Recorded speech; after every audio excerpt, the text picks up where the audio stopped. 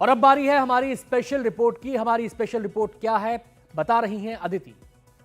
बिल्कुल अनंत, तो पराली जलाने के मामले में मध्य प्रदेश देश में पहले नंबर पर आ गया और यकीनन ये खबर जो है बेहद चिंताजनक है। लेकिन उसी मध्य प्रदेश के आदिवासी बहुल जिले इस मामले में मिसाल बनकर सामने आए हैं, जहां खेती के पारंपरिक तरीकों की वजह से इसका समाधान मिल सकता है।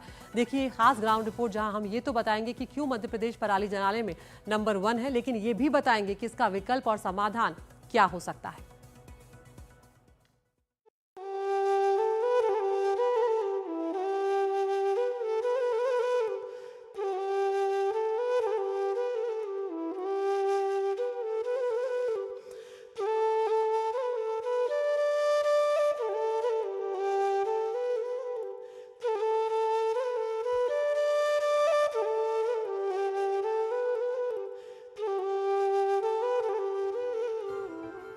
फसल उगने और पकने से पहले खेतों की ये हरियाली,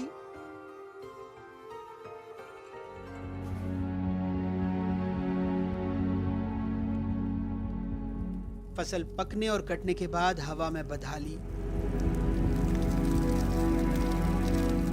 मध्य प्रदेश ने पराली जलाने की घटनाओं में पंजाब को भी पीछे छोड़ दिया है। हालात ये हैं कि दिल्ली की मुख्यमंत्री कहने लगे हैं कि पराली का ये धुआं दिल्ली को भी प्रदूषित कर रहा है। हालांकि विशेषज्ञ मानते हैं कि हवाओं का रुख उत्तरी नहीं है तो दिल्ली पहुंचने की कोई बात ही नहीं हो सकती, पश्चिमी रुख है। और वैसे भी मध्य प्रदेश में जंगलों का एक तरह से कवर है और दूसरे प्रदेशों में जाने की जो बातें कही जा रही हैं वो उसमें बहुत ज़्यादा तथ्य नहीं है। फिर भी जैसे सर्दियां नज़दीक आती हैं, मध्य प्रदेश में भी पराली जलाने की घटनाएं एक गंभीर समस्या बनती जा रही है। अगर मध्य प्रदेश प्रदूषण नियंत्रण बोर्ड की ही बात करें तो पिछले 1 महीने में राज्य में पराली जलाने के 1200 से अधिक मामले आए हैं। राजेश काजले नर्मदापुरम जिले के केसला गांव में रहते हैं। 1 एकड़ की छोटी सी जोत है। कहते हैं धान की पराली जलाना मजबूरी है। बरसात में धान लगाते हैं, फिर गेहूं। खुद बता रहे हैं कई बार पराली की वजह से मवेशी भी जल जाते हैं, लेकिन उनके पास कोई और तरीका नहीं। अब जैसे कट गया तो 15 दिन तो चरती ही है। हाँ। इसके बाद भी डंठल रहती है। अच्छा, इसके बाद आप बखरेंगे डायरेक्ट। बखर देंगे इसको। हाँ। क्या लगाएंगे इसके बाद? इसके बाद गेहूं लगाऊं। हाँ, प्रदूषण तो होती है। होता है, आप मानते हैं? मानता हूँ, मानते हैं। प्रदूषण आप लोगों को भी दिक्कत होता होगा? हाँ, जब जलाते हैं तब तो दिक्कत होगी। होता है। तो हार्वेस्टर वालों को नीचे से काटने का बोलते हैं। जैसे ये नीचे से कटता है ना, हाँ हाँ, इसको जलाने की जरूरत नहीं पड़ती। नहीं पड़ेगी। बोलो कि अब ये इतना ऊपर से काट दिया है, हाँ, तो ये जब शेड्यूल चलेगी तो फंसेगी वो। इसको हटाने का कोई तरीका रहता है। हाँ। तो वो वही यूज करते, नहीं जलाते। डंठलों ने ना जमीन में रहता तो ये खाद बन जाता। अब जैसे ये जल गया, हाँ, तो ये मतलब कोई मतलब का नहीं है। कोई मतलब का नहीं है। बहुत तो क्या मजबूरी में जला देते हैं। अब जैसे ये जल गया, हाँ, तो ये मतलब कोई मतलब का नहीं है। कोई मतलब का नहीं है। पर जो आपके पिताजी या उनके पिताजी होंगे वो लोग उस टाइम पे नहीं जलाते थे, है ना? नहीं, उस समय नहीं जलाते। नहीं जलाते नहीं, तो उस समय हाथ से काटते थे ना, जलाने की जरूरत नहीं पड़ती थी। हाँ हाँ। तो इससे आप मानते हैं प्रदूषण फैलता है? प्रदूषण होती है। आप लोगों के भी घर में दिक्कत होती है सांस लेने में? होती है। और यही है कि अगर कोई नया तरीका मिल जाए तो फिर आप लोग भी नहीं जलाएंगे। हाँ, है ना? कोई ऐसी तरह जैसा अपन हाथ से कटवाते हैं तो फिर जलाने की जरूरत नहीं पड़ती है। तो देखिए ये किसान भी समझते हैं कि अगर उनके पास कोई तकनीक मिल जाए, सरकार मदद करे तो वो इस तरह पराली नहीं जलाएंगे। वो खुद भी जानते हैं कि उनके लिए भी हानिकारक है, उनकी सेहत के लिए भी हानिकारक है।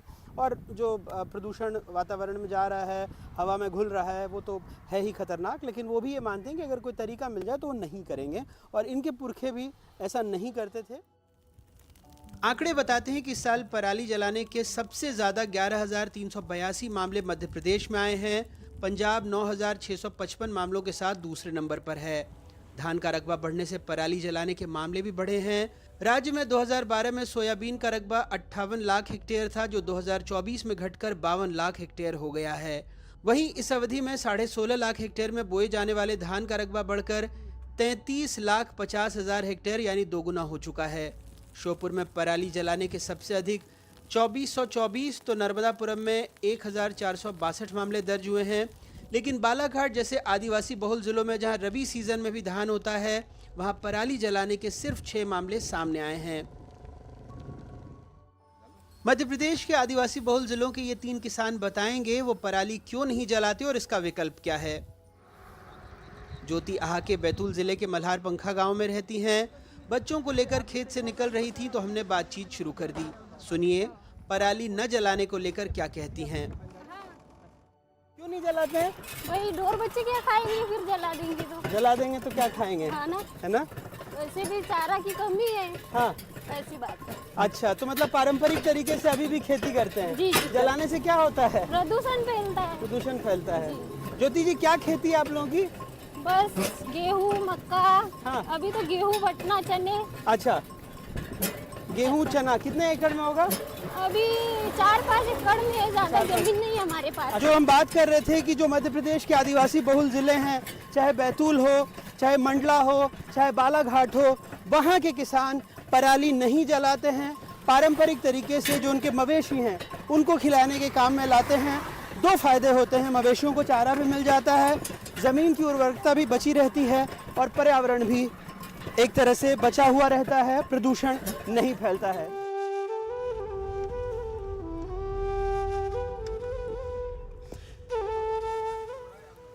पांढुरना में राजना गांव के कई घरों के बाहर जानवरों का चारा रखा था। कैलाश पराडकर कपास के खेतों में काम कर रहे थे। गेहूं, चना, मक्का भी उगाते हैं। खेतों से निकलकर अपनी गायों को चारा देने लगे। कह रहे थे वो लोग भी पराली नहीं जलाते, पराली मवेशियों के काम आता है। चारा कम पड़ता है हम लोगों को, इसलिए हम लोग जलाते नहीं। ये पराली तो नहीं जलाना चाहिए वैसे, क्योंकि पर्यावरण को नुकसान होता है। जैसे अपन अभी दिल्ली में देख रहे हैं कि बहुत ज़्यादा कोहरा छा जाता है और सामने का दिखाई तक नहीं पड़ता है, बिल्कुल, है ना। तो ये जितना भी अपना चारा जो निकलता है, पराली निकलती है, इनको जानवरों को खिलाना चाहिए। कुंवरलाल हथनापुर में रहते हैं। सोयाबीन, मक्का उगाते हैं। 3 एकड़ खेत हैं। 7 लोगों का परिवार है। खेती के अलावा मजदूरी भी करते हैं। उन्होंने तो कभी पराली जलते हुए तक नहीं देखा। आप लोग के खेत में पराली नहीं जलाते ना, धान का? नहीं जलाते। क्या करते हैं उसका फिर? जानवर को चराते हैं ना, जानवर को दे देते हैं। हाँ निकलता है ना भाई, जिसके पास अच्छी जमीन है वो धान की, तो बहुत चारा निकलता है। आपने कभी देखा ही नहीं कि जलाते हैं उसे सांस में दिक्कत होता है ना? हाँ नहीं देखा ना। इन्होंने तो कभी देखा ही नहीं कि पराली जलाने पर क्या वायु प्रदूषण होता है। नहीं। लेकिन ये लोग भी समझते हैं कि ये ठीक नहीं है। और ये पूरे जो बैतूल का इलाका है, आप देखें यहाँ के खेतों में आप देखेंगे कहीं पर भी आपको पराली जलाने के कोई अवशेष नहीं मिलेंगे।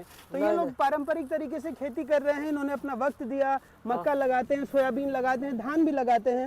लेकिन जो पराली बच जाता है उसका इस्तेमाल अपने मवेशियों को चराने के लिए करते हैं, उन्हें चारा देने के लिए करते हैं। ये अपने खेतों को, पर्यावरण को, हर चीज़ को सुरक्षित रखना जानते हैं। और ये हो रहा है मध्य प्रदेश के आदिवासी बहुल जिलों में। वो बता रहे हैं उन किसानों को जो पराली जलाते हैं कि इसका पारंपरिक तरीका और सस्ता तरीका पराली के निष्पादन का क्या हो सकता है। दरअसल किसान खरीफ की फसल के बाद रबी फसलों जैसे गेहूं, सरसों की बुआई से पहले खेत खाली करने के लिए पराली जला देते हैं, जिससे इसको हटाने में लगने वाला वक्त और मजदूरी दोनों बच सके। लेकिन अब सरकार भी गुजारिश कर रही है कि किसान पराली न जलाएं। पराली को इकट्ठा करके इस तरीके से इस काम में लें और वो सीएनजी प्लांट के लिए भी दे सकते हैं, क्योंकि पराली जलाने से प्रदूषण भी वातावरण होता है और कई तरह की नुकसान उसमें कीट पतंगों का भी जाने जाती हैं जो है। तो पराली ना जलाएं जो है, सरकार की जो मंशा है कि स्वच्छ वातावरण और ये प्रदूषण ना फैले, इसको भी कृषक लोग ध्यान दें, ये मेरा निवेदन है। मध्य प्रदेश के आदिवासी बहुल जिलों में पराली को पशुओं के चारे के रूप में, खाद बनाने के लिए, ऊर्जा उत्पादन, मिट्टी की दीवार बनाने में और मिट्टी की उर्वरता बढ़ाने के लिए भी इस्तेमाल किया जाता है। ग्वालियर चंबल में किसान सुपर सीडर का इस्तेमाल भी करने लगे हैं, जो नरवाई को मिट्टी में मिला देता है, जिससे गेहूं की फसल के लिए हरी खाद की आपूर्ति हो जाती है। नरवाई जलाए बगैर सीधे बोवनी से समय और लागत की भी बचत होती है। सुपर सीडर 2.5 से 3 लाख रुपए का आता है, लेकिन इसके लिए सरकार 1,05,000 तक का अनुदान भी दे रही है। मध्य प्रदेश से अपने कैमरा सहयोगी रिजवान खान के साथ अनुराग द्वारी की रिपोर्ट, NDTV।